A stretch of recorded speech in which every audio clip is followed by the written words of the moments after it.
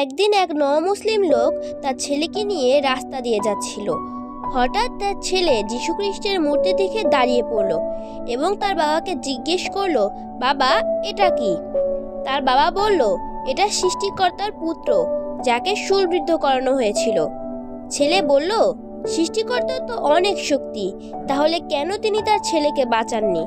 বাবা বলল, বাবা, আমাদের পাপের প্রায়শ্চিত্ত করার জন্য তাকে শূলবিদ্ধ করানো হয়েছিল।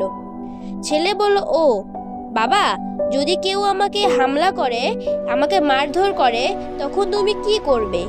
বাবা প্রতি উত্তরে বলল, আমি প্রাণপণ দিয়ে তোমাকে বাঁচাবো।